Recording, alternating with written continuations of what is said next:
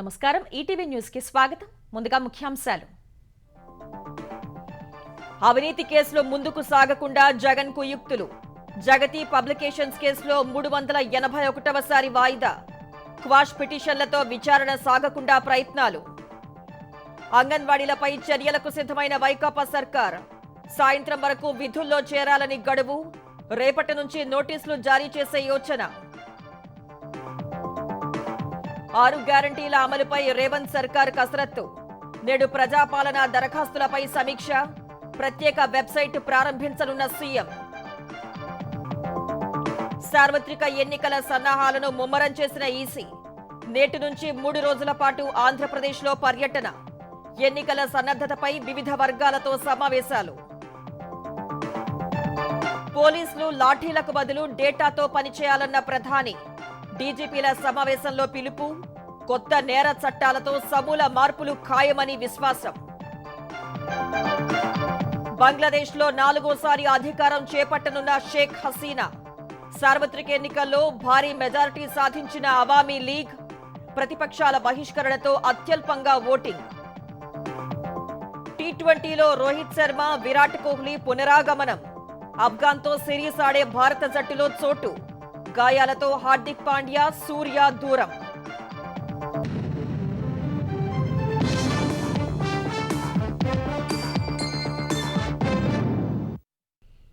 అవినీతి జన్మ నక్షత్రంగా, అక్రమార్జన పుట్టుమచ్చగా, ప్రలోభాలకు లోనైన పారిశ్రామికవేత్తలే ఆలంబనగా పుట్టిందే జగతి పబ్లికేషన్స్.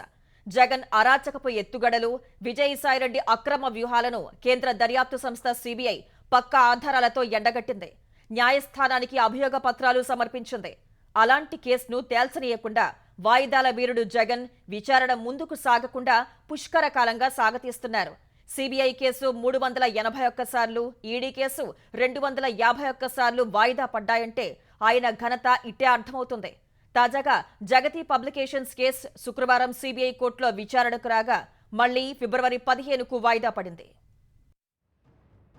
ఏ ముఖ్యమంత్రి అయినా పారిశ్రామికవేత్తలతో సమావేశమైతే మా రాష్ట్రంలో పెట్టుబడులు పెట్టండి అంటారు, వీలైనన్ని రాయితీలు ఇస్తామంటారు. కానీ వైఎస్ రాజశేఖర రెడ్డి మాత్రం మా రాష్ట్రంలో పరిశ్రమలు పెట్టండి, దానికంటే ముందు నా కుమారుడి కంపెనీల్లో పెట్టుబడులు పెట్టండి అన్నారు. జగన్ కంపెనీల్లో వాటా పెట్టిన వారికే రాయితీలు ఇచ్చారు. అవినీతిలో కొత్త అంకానికి తెరలేపారు. అరాచకంలో సృజనాత్మకతను ఆవిష్కరించారు. సాక్షి జగన్ సొంత పత్రిక, కానీ అక్రమాల పుత్రిక. జగతి పబ్లికేషన్స్ లో పెట్టుబడులన్నీ మోసపూరితం. రాష్ట్రంలో పారిశ్రామిక రంగ అభివృద్ధి, తద్వారా యువతకు ఉపాధి కల్పించడమే లక్ష్యంగా దేశ విదేశాల్లో జరిగే వాణిజ్య సదస్సుల్లో పాల్గొని రాష్ట్రానికి ఔత్సాహిక పారిశ్రామికవేత్తలను ఆహ్వానించడం, వారి ద్వారా పెట్టుబడులను ఆకర్షించడం పాలకుడి బాధ్యత. కానీ అప్పటి సీఎం వైఎస్ దీనికి పూర్తి విరుద్ధంగా వ్యవహరించారు. రాష్ట్రానికి వచ్చిన పారిశ్రామికవేత్తల నుంచి తన కుమారుడి కంపెనీల్లో బలవంతంగా పెట్టుబడులు పెట్టించుకున్నారు. ఈ వ్యవహారాల్లో వైఎస్ జగన్ కు వారి కుటుంబ ఆడిటర్ అయిన విజయసాయిరెడ్డి పూర్తి స్థాయిలో అండగా నిలిచారు. ప్రతిఫలంగా నాటి సీఎం వైఎస్ సాయిరెడ్డిని తీతీదే బోర్డు సభ్యుడిగా నియమించారు. ఓరియంటల్ బ్యాంక్ ఆఫ్ కామర్స్ లో నామినేటెడ్ డైరెక్టర్ పదవిని కేంద్ర ప్రభుత్వం ద్వారా ఇప్పించుకున్నారు. వీటితో పాటు ఏకంగా రిజర్వ్ బ్యాంక్ డైరెక్టర్ పదవికి కేంద్రానికి సిఫారసు చేశారంటేనే వారి మధ్య బంధం ఎలాంటిదో అర్థం చేసుకోవచ్చు.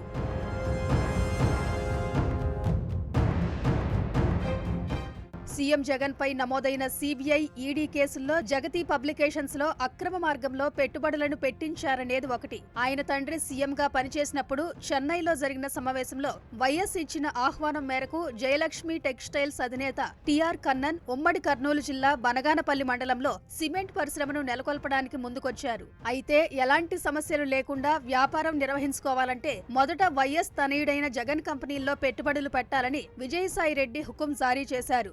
దాంతో 2008లో కన్నన్ 5 కోట్ల రూపాయలను జగతికి బదిలీ చేశారు. దుబాయ్లో ఇండియన్ బిజినెస్ అసోసియేషన్ నిర్వహించిన సమావేశంలో బెంగళూరుకు చెందిన ఎన్ఆర్ఐ మాధవ్ రామచంద్రకు ఏపీలో పెట్టుబడులు పెట్టాలని వైఎస్ సూచించారు. అనంతరం రామచంద్రకు సాయిరెడ్డి ఫోన్ చేసి త్వరలో పబ్లిక్ ఇష్యూకు వెళ్లనున్న జగతి పబ్లికేషన్స్ కు లాభాలు రానున్నాయని, అందులో పెట్టుబడి పెట్టాలన్నారు. దీంతో ఆయన తన కంపెనీ నిధులు 10 కోట్లు, స్నేహితుడి వద్ద 9.66 కోట్ల రూపాయలను రుణంగా తీసుకుని మొత్తం 19 1.66 కోట్లను జగతిలో పెట్టుబడి పెట్టారు. అవనీంద్ర కుమార్ దండమూడి నుంచి జగతి ప్రతినిధి శ్రీధర్ 10 కోట్ల రూపాయల పెట్టుబడిని రాబట్టారు. తాను పెట్టుబడి పెట్టిన కంపెనీ ఏ స్థాయిలో ఉందో తెలుసుకునేందుకు శ్రీధర్ను కలవడానికి దండమూడి చేసిన ప్రయత్నాలు ఫలించలేదు. అలాగే ఇప్పటి వరకు తమకు ఎలాంటి డివిడెండ్ అందలేదని, పెట్టుబడి వెనక్కి రాలేదని సిబిఐకి కన్నన్, మాధవ్ రామచంద్రలు వాంగ్మూలాలిచ్చారు. 2011లో అప్పటి కాంగ్రెస్ ఎమ్మెల్యే శంకర్రావు హైకోర్టుకు రాసిన లేఖతో ఈ అక్రమాల పుట్ట కదిలింది. జగన్ తన తండ్రి వైఎస్ రాజశేఖర రెడ్డి సీఎంగా ఉన్నప్పుడు అధికారం దుర్వినియోగం చేశారని, వివిధ కంపెనీలు ఏర్పాటు చేసుకుని వాటిలోకి నేరపూరితమైన మార్గాల్లో పెట్టుబడులను వచ్చేలా చూశారని ఆరోపిస్తూ దీనిపై విచారణ చేపట్టాలని శంకర్రావు లేఖ రాశారు. దాన్ని హైకోర్టు సుమోటోగా స్వీకరించింది. కేసు దర్యాప్తును హైకోర్టు సిబిఐకి అప్పగించింది.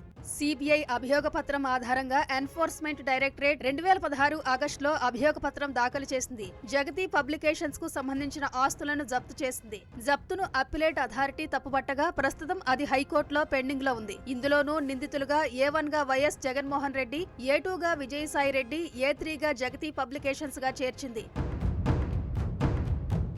2006 నవంబర్ 14న 5 కోట్ల అధికృత పెట్టుబడి, ₹1,00,000 పెయిడ్ అప్ క్యాపిటల్ తో విజయసాయిరెడ్డి వ్యవస్థాపక డైరెక్టర్ గా జగతి పబ్లికేషన్స్ ప్రైవేట్ లిమిటెడ్ ఏర్పాటైంది. దాన్ని 2009 జనవరి 12న జగతి పబ్లికేషన్స్ లిమిటెడ్ గా మార్చారు. మొదట వాటా విలువ ₹10తో హరీష్ కామర్తి 35,000, విజయసాయిరెడ్డి 35,000, వైఎస్ జగన్ సన్నిహితుడైన జల్లా జగన్మోహన్ రెడ్డి 30,000 చొప్పున పెట్టుబడి పెట్టారు. 2006 నవంబర్ 21న జగతికి Jubilee Hills oriental bank of commerce లో ఉన్న కరెంట్ అకౌంట్ ఖాతాల నిర్వహణ బాధ్యతను బోర్డు వైఎస్ జగన్ కు అప్పగిస్తూ తీర్మానం చేసింది. 2007 జూన్ 21న వైఎస్ జగన్మోహన్ రెడ్డిని డైరెక్టర్ గా నియమిస్తూ అదే రోజు జరిగిన బోర్డ్ ఆఫ్ డైరెక్టర్ల సమావేశంలో తీర్మానం జరిగింది. సాయి రెడ్డితో కలిసి అమలు చేసిన కుట్రలో భాగంగా జగన్ బయట వ్యక్తులకు వాటాలను జారీ చేశారు. జగతి పబ్లికేషన్స్ లో 10 విలువైన వాటాకు ₹350 ప్రీమియంగా నిర్ణయిస్తూ 2007 అక్టోబర్ 10న తీర్మానం చేశారు. ప్రీమియాన్ని ఇంత భారీగా నిర్ణయించడానికి ఎలాంటి హేతుబద్ధత లేదు. పైగా కంపెనీ కోసం 50 మందికి పైగా వ్యక్తులు, సంస్థల నుంచి ₹1,246 కోట్ల రూపాయల భారీ మొత్తాన్ని అక్రమంగా వసూలు చేశారు. అయితే కంపెనీకి ఎలాంటి మదింపు విలువ నివేదిక లేకుండానే ప్రమోటర్ల నుంచి ₹350 ప్రీమియంతో ఏకంగా ₹1,246 కోట్ల రూపాయలు వసూలు చేయడాన్ని సిబిఐ తప్పుపట్టింది. జగన్, విజయసాయిరెడ్డిల కుట్రలో రెండోది జగతి విలువ మదింపు. ఇందుకోసం డెల్లాయిట్ సంస్థను నియమించారు. విజయసాయిరెడ్డి తప్పుడు సమాచారం ఇచ్చి జగతి విలువను 3,050 కోట్లుగా మదింపు చేయించారు. డెల్లాయిట్ ఈ నివేదికను 2008లో ఇచ్చినప్పటికీ ప్రీమియం గురించి ఎలాంటి సలహా ఇవ్వలేదు. జగతి పబ్లికేషన్స్ సొంతంగా ప్రీమియం నిర్ణయించింది. అయితే సాయిరెడ్డి విన్నపం మేరకు సంబంధిత నివేదికను 2007 నవంబర్ 16 తేదీతో ఇచ్చారు. ఇక్కడ తాము చేసిన తప్పును కూడా వారు కప్పిపుచ్చుకోలేకపోయారు. ఎలాగంటే 2007 అక్టోబర్ 10న ప్రీమియం విలువ నిర్ణయిస్తే నివేదికపై 2007 నవంబర్ 16 తేదీని రాయించుకున్నారు. జగతి పబ్లికేషన్స్ జగన్ కే చెందిన కార్మెల్ ఏసియాకు అనుబంధ సంస్థగా ఉంది. జగతి పబ్లికేషన్స్ లో 2012 మార్చి 31 నాటికి మొత్తం 1,246 కోట్ల పెట్టుబడి ఉంది. అందులో 1,173 కోట్లు అంటే 94% బయట వ్యక్తులదే. జగతిలో వీరికి వచ్చిన వాటా 30%. కేవలం 73 కోట్లు పెట్టుబడి పెట్టిన కార్మెల్ ఏసియా హోల్డింగ్స్ మాత్రం 70% వాటాతో యాజమాన్య హక్కులు దక్కించుకుంది. IPC section 120B red with 420, 420, 468, 471 అవినీతి నిరోధక చట్టం సెక్షన్ 9 కింద సిబిఐ ఛార్జ్ షీట్ దాఖలు చేసింది. ఈ సెక్షన్ల కింద నేరం రుజువైతే గరిష్టంగా 7 ఏళ్ల దాకా జైలు శిక్ష విధించవచ్చు. ప్రజా ప్రాతినిధ్యం చట్టం 1951 సెక్షన్ 8 ప్రకారం పదవిలో ఉన్న వ్యక్తులకు 2 ఏళ్ల జైలు శిక్ష పడిన పక్షంలో అనర్హత వేటు పడుతుంది. శిక్షాకాలం పూర్తయిన 6 సంవత్సరాల వరకు ఎన్నికల్లో పోటీ చేయడానికి వీల్లేదు. జగన్ మాత్రం కేసుల విచారణ ముందుకు సాగకుండా ఎన్నో ఎత్తులు వేస్తున్నారు. డిమాండ్ల సాధన కోసం సమ్మె బాట పట్టిన అంగన్వాడీలపై ఆంధ్రప్రదేశ్ సర్కార్ కఠిన చర్యలకు సిద్ధమవుతున్నట్లు తెలుస్తోంది. సాధారణంగా అంగన్వాడీ సర్వీసులు అత్యవసర సేవల కిందకి రావు. కానీ వారిని ఆ పరిధిలోకి తెచ్చి మరీ ఏపీ ప్రభుత్వం ఎస్మా చట్టాన్ని ప్రయోగించింది. అయితే ఎన్ని చట్టాలు తెచ్చినా వేతనాల పెంపుపై సీఎం జగన్ ఇచ్చిన మాట నెరవేర్చే వరకు సమ్మె ఆపేది లేదని అంగన్వాడీలు ప్రభుత్వానికి స్పష్టం చేశారు. ఈ నేపథ్యంలో అంగన్వాడీలు విధుల్లోకి చేరేందుకు ఈ సాయంత్రం వరకు గడువు ఇచ్చినట్లు ప్రభుత్వం వారికి సమాచారం ఇచ్చింది. 9వ తేదీ నుంచి సిడిపిఓల ద్వారా అంగన్వాడీలకు వారి పేరు మీద నోటీసులు జారీ చేయాలని నిర్ణయానికి వచ్చినట్టు తెలుస్తోంది. ఆ తదుపరి ఏం చేయాలి అనే అంశంపై జగన్ సర్కార్ న్యాయ నిపుణులతో చర్చలు జరుపుతున్నట్లు సమాచారం. అయితే సర్కార్ తీరుపై అంగన్వాడీలు మండిపడుతున్నారు. సమాన పనికి సమాన వేతనం, ఉద్యోగుల్ని రెగ్యులరైజ్ చేయాలని డిమాండ్ చేస్తూ సమగ్ర శిక్షా అభియాన్ సిబ్బంది చేపట్టిన సమ్మె 19వ రోజు కొనసాగింది. సమ్మెలో ఉన్న ఉద్యోగుల్ని బెదిరించడం అన్యాయమని నంద్యాలలో మహిళా ఉద్యోగులు ఆగ్రహం వ్యక్తం చేశారు. ఒంగోలు కలెక్టరేట్ ఎదుట ధర్నా నిర్వహించిన సమగ్ర శిక్ష ఉద్యోగులు మోకాళ్లపై కూర్చుని ప్రభుత్వానికి వ్యతిరేకంగా నినాదాలు చేశారు. ప్రభుత్వం తమకు అన్యాయం చేస్తుందని ఉద్యోగులు మండిపడ్డారు. సీఎం జగన్ తమకు ఇచ్చిన హామీలను నెరవేర్చకుండా తాత్సారం చేస్తున్నారని శ్రీకాకుళంలో ఉద్యోగులు ఆరోపించారు. డిమాండ్లు పరిష్కరించే వరకు ఆందోళనను విరమించేది లేదని తేల్చి చెప్పారు. ఇంతమంది మహిళలను నువ్వు భయభ్రాంతులకు గురి చేస్తూ ఇంతమంది ఒక మహిళలను నువ్వు కడుపు కొడుతున్నటువంటి నీ రాజకీయం ఏమాత్రం కూడా ఈ రోజు మమ్మల్ని బాగు చేసే ప్రసక్తిలా లేదు. అమ్మ అన్నావు, తల్లి అన్నావు, అక్క అన్నావు, చెల్లి అన్నావు, తల మీద చేయి పెట్టినావు. ఆ తల కింది పోతుంది కానీ పైకి రావట్లేదు నాయన. మా మొర ఆలగించు. ఇప్పటికీ 19వ రోజు ఇంత వ్యయ ప్రయాసాలతో వచ్చి మేము సమ్మె చేస్తున్నప్పటికీ కూడా ప్రభుత్వానికి సీమ కుట్టినట్టు కూడా లేకపోవడం అనేది మాకు చాలా బాధాకరంగా ఉంది. ఆంధ్రప్రదేశ్లో సమ్మెల కాలం కొనసాగుతోంది. ఇప్పటికే డిమాండ్ల సాధన కోసం అంగన్వాడీలు, సర్వశిక్ష అభియాన్ ఉద్యోగులు సమ్మె చేస్తుండగా అత్యవసర సేవలందించే 108, 104 సిబ్బంది కూడా అదే బాట పట్టనున్నారు. వేతనాలు సక్రమంగా అందకపోవడం సహా గతంలో ఇచ్చిన హామీలను ప్రభుత్వం నెరవేర్చకపోవడంతో తమ పరిస్థితి దయనీయంగా మారిందని 108, 104 సిబ్బంది ఆవేదన వ్యక్తం చేశారు. అధికారంలోకి వస్తే ఆప్కాస్లో చేరుస్తామని సీఎం జగన్ ప్రతిపక్ష నేతగా ఉన్నప్పుడు 108, 104 సిబ్బందికి హామీ ఇచ్చారు. అధికారంలోకి వచ్చి 4 ఏళ్లు దాటినా తమ గోడు వినట్లేదని ఉద్యోగస్తులు ఆవేదన వ్యక్తం చేస్తున్నారు. ఏపీలోని 108, 104 సిబ్బంది సమావేశమై తమను త్వరగా ఆప్కాస్లో చేర్చి ఉద్యోగ భద్రత కల్పించాలని డిమాండ్ చేశారు. ఈఎంటీ పోస్టుల భర్తీలో తమకు వెయిటేజీ ఇవ్వాలని డిమాండ్ చేశారు. ఆరోగ్యశ్రీ అధికారులకు సమ్మె నోటీస్ అందజేస్తామని ఉద్యోగ సంఘాల నేతలు చెప్పారు. శాసనసభ ఎన్నికల్లో ఇచ్చిన 6 గ్యారంటీలను ప్రాధాన్యాలుగా భావించిన రేవంత్ రెడ్డి సారథ్యంలోని తెలంగాణ సర్కార్ వాటి అమలుపై కసరత్తు మొదలుపెట్టింది. ప్రజాపాలనలో అందిన దరఖాస్తులపై సీఎం రేవంత్ రెడ్డి ఇవాళ సమీక్షించనున్నారు. ప్రత్యేక వెబ్సైట్ను కూడా ప్రారంభించనున్నారు. తెలంగాణ శాసనసభ ఎన్నికల్లో ఇచ్చిన 6 గ్యారంటీల అమలుకు రేవంత్ రెడ్డి ప్రభుత్వం అత్యంత ప్రాధాన్యమిచ్చి వాటిని 100 రోజుల్లో అమలు చేసే పనిలో నిమగ్నమైంది. లోక్సభ ఎన్నికలు త్వరలోనే ఉండటంతో వాటి అమలుపై పూర్తి స్థాయిలో దృష్టి సారించింది. ఇందులో భాగంగా ఇప్పటికే ఆరోగ్యశ్రీ బీమా పరిమితిని పెంచడంతో పాటు ఆర్టీసీ బస్సుల్లో మహిళలకు ఉచిత ప్రయాణ సదుపాయం కల్పించింది. 6 గ్యారంటీల్లోని మహాలక్ష్మి, రైతు భరోసా, గృహజ్యోతి, ఇందిరమ్మ ఇళ్లు, చేయూత పథకాలకు గత నెల 28 నుంచి ఈ నెల 6 వరకు ప్రజాపాలన కార్యక్రమం ద్వారా ప్రభుత్వం దరఖాస్తులు స్వీకరించింది. వాటిపై తదుపరి కార్యాచరణలో భాగంగా సీఎం రేవంత్ రెడ్డి ఇవాళ సమీక్షా సమావేశం నిర్వహించనున్నారు. సచివాలయంలో జరిగే ఈ భేటీలో ఉప ముఖ్యమంత్రి భట్టి విక్రమార్క, మంత్రులు సిఎస్ శాంతికుమారి, అన్ని శాఖల కార్యదర్శులు, ఉమ్మడి జిల్లాలకు ప్రత్యేకంగా నియమించిన నోడల్ అధికారులు, CGG director general, GHMC commissioner తదితర ఉన్నతాధికారులు పాల్గొనున్నారు. ఈ సమావేశంలో ప్రజాపాలనపై ప్రత్యేకంగా రూపొందించిన వెబ్సైట్ ను సీఎం రేవంత్ ప్రారంభించనున్నారు. ప్రజాపాలనలో భాగంగా తెలంగాణలో 16,392 గ్రామ పంచాయతీలు, 710 మున్సిపల్ వార్డుల్లో గ్రామ సభలు నిర్వహించారు. 10 రోజుల్లో మొత్తం 1,25,84,383 దరఖాస్తులు అందాయి. వాటిలో 5 హామీలకు సంబంధించి 1,05,91,636 అర్జీలు రాగా, ఇతర అభ్యర్థనలకు సంబంధించి 19,92,747 వచ్చాయి. ప్రజల నుంచి అందిన దరఖాస్తులన్నిటినీ ఈ నెల 17లోగా ఆన్లైన్లో పొందుపరచాలని ప్రభుత్వం ఇప్పటికే అన్ని జిల్లాల కలెక్టర్లను ఆదేశించింది. మహాలక్ష్మి పథకం కింద నెలకు 2,500 రూపాయలు ఆర్థిక సాయం,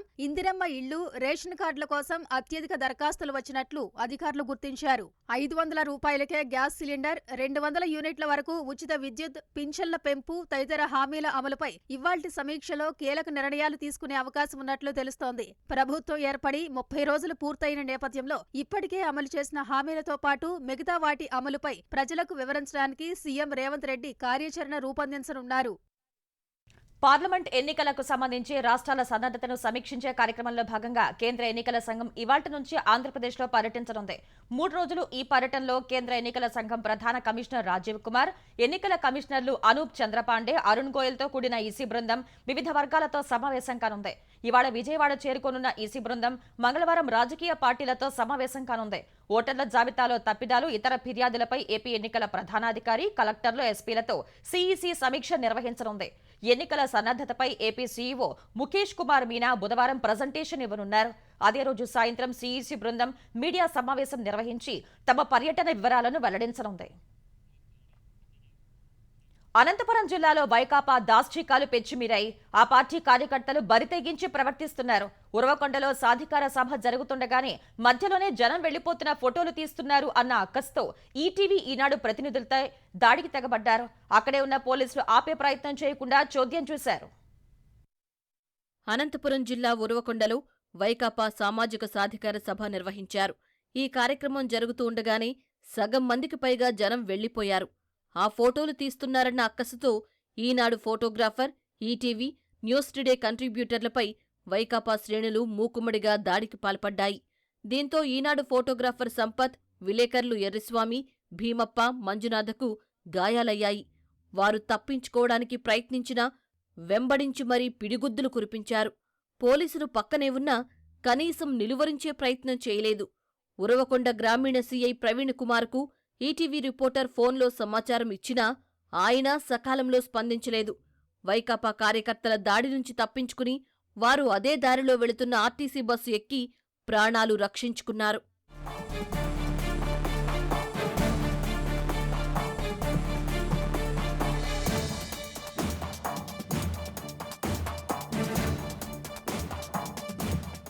ఉరవకొండలో వైకాపా నేతల అవినీతి, భూదందాలు, అక్రమాలు, ఓటర్ల జాబితాలో అవకతవకలపై ఈనాడు విలేకరి ఎర్రిస్వామి ఇటీవల వరుస కథనాలు రాశారు.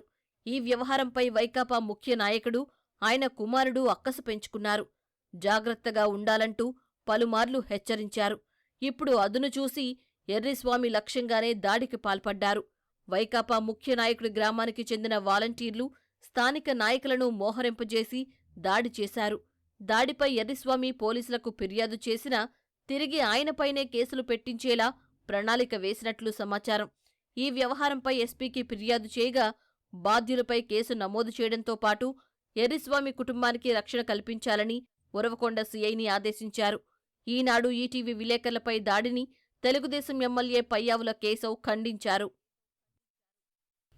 ఆంధ్రప్రదేశ్లోని అరాచక పాలనలో భాగస్వాములం కాలేకనే వైకాపాను వీడినట్లు ఎమ్మెల్సీ సి రామచంద్రయ్య చెప్పారు. వైకాపాలో ప్రజాస్వామ్య విలువలు లేకపోవటమే కాకుండా జగన్ తీరుపై ఎన్నో రోజుల నుంచి మదన పడుతున్నట్లు తెలిపారు. 3 ఏళ్ల పదవీకాలం ఉన్నా త్వరలోనే ఎమ్మెల్సీ పదవికి రాజీనామా చేయనున్నట్లు చెప్పారు. సీఎం జగన్ ఏపీని అప్పుల ఊబిలో నెట్టి ఉద్యోగులకు జీతాలు కూడా ఇవ్వలేని పరిస్థితికి తీసుకువచ్చారని సి రామచంద్రయ్య ఆరోపించారు.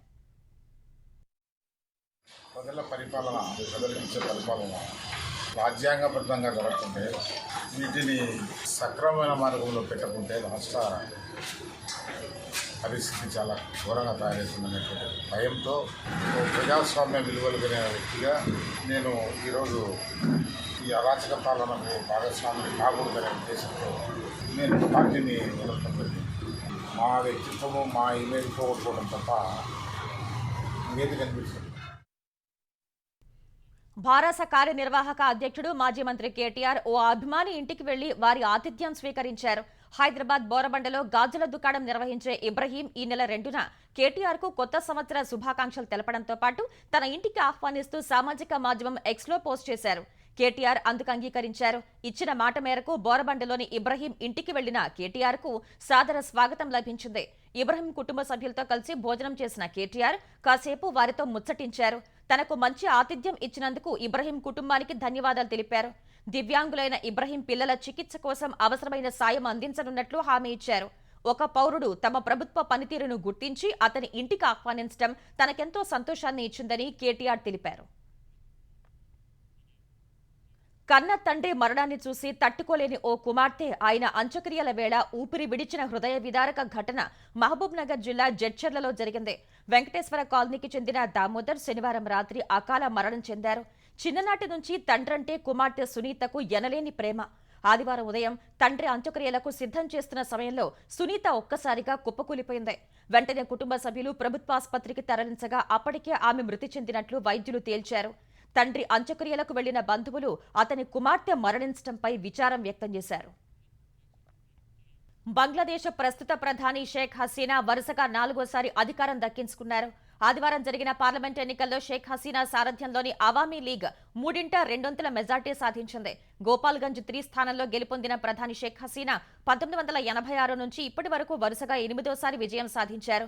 ఇప్పటి వరకు ప్రకటించిన ఫలితాల ప్రకారం అవామీ లీగ్ మెజార్టీ సాధించిందని, అన్ని చోట్ల ఓట్ల లెక్కింపు పూర్తయిన తర్వాత తుది ఫలితాలు వెల్లడిస్తామని బంగ్లా ఎన్నికల సంఘం ప్రకటించింది. మొత్తం 300 స్థానాలకు గాను ఆదివారం 299 సీట్లకు జరిగిన పోలింగ్ హింసాత్మక ఘటనల మధ్య ముగిసింది. తటస్థ ప్రభుత్వం ఆధ్వర్యంలో ఎన్నికలు జరిపించాలి అనే డిమాండ్తో ప్రధాన ప్రతిపక్షం బీఎన్పీ సహా ఇతర పార్టీలు ఈ ఎన్నికల్ని బహిష్కరించాయి. పౌరులు, గౌరవం, న్యాయానికే మొదటి ప్రాధాన్యం అనే స్ఫూర్తితో కొత్త నేర చట్టాలను రూపొందించినట్లు ప్రధానమంత్రి నరేంద్ర మోదీ తెలిపారు. రాజస్థాన్లోని జైపూర్లో నిర్వహించిన డీజీపీలు, ఐజీపీల 58వ సదస్సులో పాల్గొన్న ప్రధాని కొత్తగా తెచ్చిన 3 చట్టాలు నేర న్యాయ వ్యవస్థలో మార్పులకు నిదర్శనమన్నారు. పోలీసులు ఇక నుంచి లాఠీలకు బదులుగా డేటాతో పనిచేయాల్సి ఉంటుందని చెప్పారు. మహిళలు ఎక్కడైనా ఎప్పుడైనా నిర్భయంగా పనిచేయగలిగేలా వారి భద్రతకు చర్యలు తీసుకోవాలని ప్రధాని మోదీ పోలీసులకు సూచించారు. మహిళలు, బాలికలకు వారి హక్కులు, రక్షణపై అవగాహన కల్పించేందుకు ప్రత్యేక దృష్టి సారించినట్లు ప్రధాని మోదీ చెప్పారు. 2047 నాటికి అభివృద్ధి చెందిన దేశంగా భారత్ అవతరించాలి అనే లక్ష్య సాధన కోసం పోలీసులు తమను తాము అత్యాధునిక, ప్రపంచ స్థాయి శక్తిగా మలుచుకోవాలని ప్రధాని మోదీ పిలుపునిచ్చారు. భారత స్టార్ ఆటగాళ్లు కెప్టెన్ రోహిత్ శర్మ, విరాట్ కోహ్లీ దాదాపు ఏడాది తర్వాత టీ20లో పునరాగమనం చేయనున్నారు. ఆఫ్ఘాన్తో స్వదేశంలో జరగబోయే 3 టీ20ల సిరీస్కు రోహిత్ నేతృత్వంలో జట్టును బీసీసీఐ ప్రకటించింది. రోహిత్తో పాటు కోహ్లీ 14 నెలల తర్వాత టీ20లోకి రీ ఎంట్రీ ఇవ్వనున్నారు. 2022 టీ20 ప్రపంచ కప్లో ఇంగ్లాండ్తో జరిగిన సెమీస్లో వారిద్దరూ చివరిగా ఆడారు. ఆఫ్ఘాన్తో టీ20 సిరీస్కు కోహ్లీ, రోహిత్ను ఎంపిక చేయడంతో జూన్లో జరిగే టీ20 ప్రపంచ కప్లోనూ వారిద్దరూ ఆడే అవకాశం కనిపిస్తోంది. ఇంకా గిల్, జైస్వాల్, తిలక్ వర్మ, రింకు సింగ్లను సెలెక్టర్లు ఎంపిక చేశారు. జితేష్ శర్మ, సంజు శాంసన్ వికెట్ కీపర్లుగా ఎంపిక అయ్యారు. శివం దుబే, వాషింగ్టన్ సుందర్, అక్షర్ పటేల్, రవి బిష్నోయ్, కుల్దీప్ యాదవ్, హర్షదీప్ సింగ్, అవేష్ ఖాన్, ముఖేష్ కుమార్లకు జట్టులో చోటు దక్కింది. పేసర్లు బుమ్రా, సిరాజ్కు విశ్రాంతినివ్వగా గాయాల కారణంగా హార్దిక్ పాండ్యా, సూర్యకుమార్, రుతురాజ్ గైక్వాడ్ సిరీస్కు దూరమయ్యారు. ఈ నెల 11, 14, 17 తేదీల్లో భారత్, ఆఫ్ఘాన్ మధ్య 3 టీ20 మ్యాచ్లు జరగనున్నాయి.